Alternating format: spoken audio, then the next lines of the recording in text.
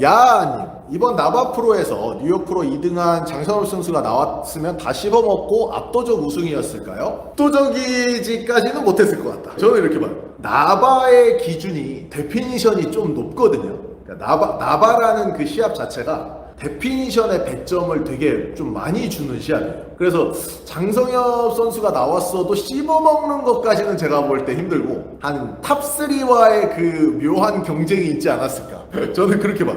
근데 물론 이제 사이즈야 당연히 압도적으로 제일 컸겠죠. 근데 컨디셔닝은 탑 1, 2 김강민 선수랑 김승민 선수의 그 컨디셔닝이 너무 좋았잖아요. 그래서 되게 나왔으면 엄청 재밌었을 것 같기는 해. 뭐 가상이잖아요. 근데 이제 거꾸로 김강민 선수나 김승민 선수가 투원투로 간다 만약에 그러면은 근데 장성엽 선수보다 좋은 성적을 받는 건 거의 불가능하죠. 왜냐하면 매스 자체가 안 되니까. 그래서 그거는 약간 그 시합의 어떤 성향 그거에 따라서 좀 다르다고 봐요. 근데 장기적으로 봤을 때는 장성엽 선수를 누를 만한 젊은 선수가 그 김건우 선수밖에 없다. 저는 그렇게 봐요. 물론 이제 누른다 이러면 좀 웃긴 표현이 될 수도 있는데 그러니까 나중에 김건우 선수가 근육이 조금 더 커지면 경쟁이 가능한 선수. 그거는 김건우 선수랑 장성엽 선수 두 분이 이제 그 경쟁 대상이 되지 않을까 투원투에서 이렇게 미래를 좀 예측은 해볼 수 있을 것 같아요. 강배 운동 시에 내전 동작과 신전 동작 중 어느 동작이 더 효율적이라고 보시나요? 광배 운동을 하는데 신전 동작과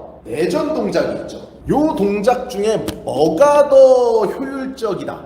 이거는 저는 없다고 봐요. 뭐가 더 효율적이다의 개념이 아니라 광배근의 결을 조금 다르게 쓸 수 있다. 이 개념에 가깝다고 보거든요. 결국에는 우리가 광배근이 부채꼴 모양으로 이렇게 되어 있잖아요. 팔에 붙어서 흉추 방향으로 가는 애랑 흉요 근막 아래 방향으로 가는 애가 이렇게 근섬유가 이런 식이에요. 가로 배열 섬유와 대각 배열 섬유와 약간 수직 배열 섬유가 섞여 있는 게 광배근이죠. 그래서 그 결을 다양하게 쓰기 위해서 우리가 신전 형태의 트레이닝도 하고 내전 형태의 트레이닝도 하고 이 대각선 가게 트레이닝도 하겠죠. 그러니까 내전만이 아니라 대각선 가게 트레이닝도 하고 그리고 견갑을 약간 올려서도 트레이닝을 할 수 있고 견갑을 완전히 내려서도 트레이닝을 할 수 있죠. 그래서 뭐가 더 효율적이다가 아니라 광배근이라는 근육 자체가 너무나 면적이 넓기 때문에 그 넓은 면적을 활용하기 위해서 우리가 트레이닝의 각도를 다양화시킨다라고 보시면 돼요.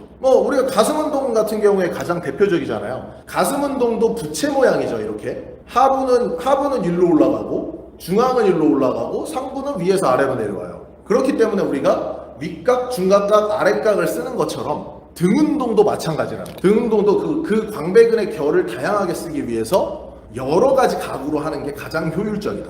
견갑도 뒤로 모아서도 하고 약간 풀어서도 하고 흉추를 펴서도 하고 흉추를 말아서도 하고 이해되시죠? 그래서 뭐가 더 효율적이다는 없다. 답변 감사합니다. 그런데 지인 중에 과거에 회전근개를 다쳤던 분이 있는데 요즘 웨이트를 하다가 다시 그 부분이 아프다고 하더라고요. 이렇게 과거에 다쳤던 곳이 자주 아픈 사람들은 어떤 식으로 운동을 해야 될까요? 자, 일단 첫 번째는 회전근개에 어디를 다쳤는지를 확인을 해보셔야겠죠. 회전근개라는 거는 4가지 근육이죠. 극상근, 극하근, 소원근, 견갑하근인데 어떤 근육이 다쳤는지를 먼저 확인을 해봐야 돼요. 만약에 극상근이 다쳤다. 그러니까 보통 이제 외전을 하다 다치면 극상근을 제일 많이 다쳐요. 근데 이제 극상근을 다쳐서 내가 똑같은 부위가 아파요. 그러면은 100% 정말 높은 확률로 그 극상근을 갈면서 쓰는 그 메커니즘을 자기가 쓰고 있다라는 거죠. 뼈를 보면서 이해를 하면 좀 쉬울 거예요. 회전근개 중에 극상근이 많이 다치는 이유가 여기서 이 견봉 안쪽으로 근육이 들어가요. 이렇게. 지금 이렇게 들어가거든요, 근육이. 그래서 대결절로 연결이 돼 있죠. 이게 이렇게 들어가서 근육이 제 손가락 들어간 것처럼 이렇게 들어가. 근데 이 견봉하고 상완골두의 거리가 좁은 사람이 있어요, 만성적으로. 이렇게 그 공간 자체가 태생적으로 좁은 사람들은 엄청 쉽게 갈립니다.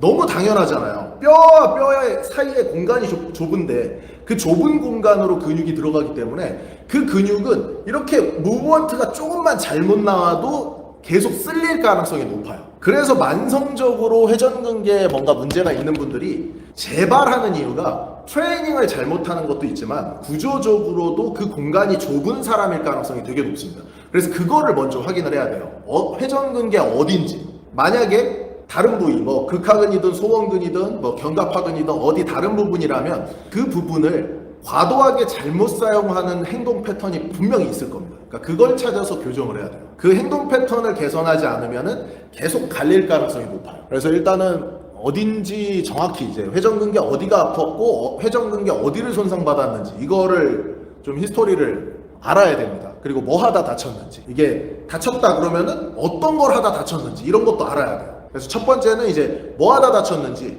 언제 다쳤는지, 어디가 아픈지, 어떤 근육인지 이런 것들을 이제 딱 서술을 하면 이 사람은 뭐 때문에 이렇게 될 가능성이 있구나 저희들이 이제 추측을 할 수가 있겠죠. 그래서 추론을 한 다음에 그 추론을 토대로 운동의 패턴을 바꿔보는 거예요. 바꿔봤을 때 이 사람의 액션이 좋으면 그 추론이 합리적인 거고, 만약에 바꿨는데도 안 좋아요. 그럼 이 추론이 잘못된 거죠. 그럼 다른 계획을 또 세워야겠죠. 그러니까 그게 이제 트레이너가 하는 일이에요. 메가치님, 내추럴비님 내추럴이라고 보시나요? 이거 땅튜브 저도 봤거든요. 땅튜브 봤는데 인터뷰를 하셨더라고.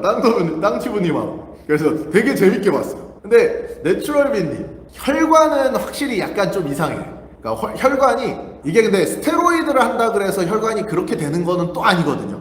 그러니까 물론 가능성은 높지만 저도 이제 이렇게 보면은 혈관이 있긴 한데 그 내추럴빈 그분보다 훨씬 작잖아요. 저는 스테로이드 유저고 그 사람은 이제 아니라고 하는데 혈관이 제가 더 없고 그분이 더 크잖아요. 그러니까 이런 걸 보면은 혈관만 가지고는 알 수 없다. 그리고 언제나 이제 스테로이드는 제가 항상 얘기 드리죠. 카다 수준의 도핑 테스트를 불시 도핑으로 여러 번 통과해야지 인증이 돼요. 왜냐하면 믿을 수가 없거든요. 이게 그냥 뭐 사설 시합 나가서 그 도핑 테스트 통과하는 거는 그건 진짜 나도 내추럴이야. 나도 그 시합 나가면 내추럴 시합 다 통과할 자신이 100% 있는데 그거는 도핑 테스트가 아니에요. 사설 시합에서 나가서 하는 거는. 그렇기 때문에 이제 알 수 없다. 언제나 내추럴인지 아닌지는 본인만 안다. 그리고 유일하게 검증 가능한 게 카다 수준의 불시 도핑을 여러 번 통과한 사람들은 그 신빙성이 아주 높다. 전 딱 이렇게만 믿어요. 그렇기 때문에 이제 대보협에서 뭐 가장 유명한 게 설기관 선수잖아요. 설기관 선수처럼 대보협에서 뛰면서 연봉 받았어. 대보협 보디빌딩 하면서 연봉도 받았어요. 그러면서 자기가 자신 있게 나 내추럴이라고 이렇게 까놓고 얘기하는 사람 극소수거든요. 왜 극소수냐면 타겟이 돼. 대보협은 그 꼰대 아저씨들 마인드가 있기 때문에 깝치면은 타겟이야. 대보협 노인네들 눈에는 깝치면 타겟이라고. 그러면은 불시도핑 더 시켜요. 근데 이제 그거를 수년 동안 통과하면서 이렇게 쌓아온 업적을 봤을 때 설기관 선수만 저는 유일하게 내추럴이라고 얘기했을 때 저 사람은 신빙성이 있구나. 저는 이렇게 생각해요. 이건 뭐 개인의 선택이고 개인의 믿음은 자유잖아요. 내가 사이비 종교 믿는 것도 지 자유인 것처럼 믿음은 자유야. 그래서 이제 제 생각에는 내추럴빈님의 혈관은 로이더 같기도 하다. 근데 근육으로 봤을 때는 이게 내추럴로 불가능한 영역은 아니야. 근육이 크지는 않더라고요. 그러니까 근육의 그런 사진은 좀 잘 찍으시더라고요. 그러니까 사진은 잘 찍는데 시합 영상을 보면은 큰 근육은 절대 아니에요. 그렇기 때문에 내추럴로 가능한 영역이다. 영역으로 봤을 때는 그렇게 봐요. 내추럴 대회 나가보니까 1등 선수만 소변 검사로 도핑 검사하는 것 같은데 그걸로 도핑 검사가 확실하게 가능하다고 보세요? 아니죠. 가라죠, 가라. 도핑 테스트가 아니라 그냥 혈액 검사, 소변 검사. 도핑 테스트는 카다 수준으로 가야 된다니까요. 카다에서 하는 것만 진짜 도핑이고 나머지 다 가라예요. 다 사이비. 진짜 잡아내는 거는 진짜 몇 개 잡아내지도 못하는 그런 거. 저는 의미 없다고 봐요. 운동 2년 넘었는데 유독 대퇴사두만 자극이 잘 안 옵니다. 하체 운동을 못하는 사람들 특징이 있을까요? 정신 말고. 대퇴사두의 자극을 잘 못 느끼는 분들은 대부분 무게를 던지는 분들이 많아요. 그러니까 예를 들어서 우리가 스쿼트 같은 운동을 할 때도 딱 허벅지 근육에 초점을 맞춰서 허벅지 앞쪽으로만 제어를 하면서 내려갔다가 제어를 해서 올라와야 되는데 그냥 올라올 때 그냥 통 튕기듯이 올라오는 거예요. 그러니까 스쿼트 같은 운동을 할 때 이렇게 퉁 튕기듯이 올라오는 분들 많거든요.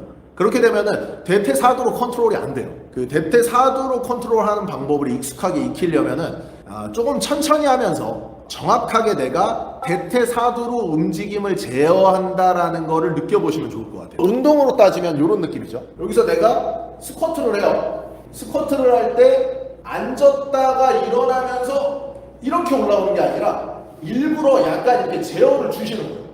딱 이 상태. 약간 기마 자세 살짝 넣어주면은 허벅지에 텐션이 들어가거든요.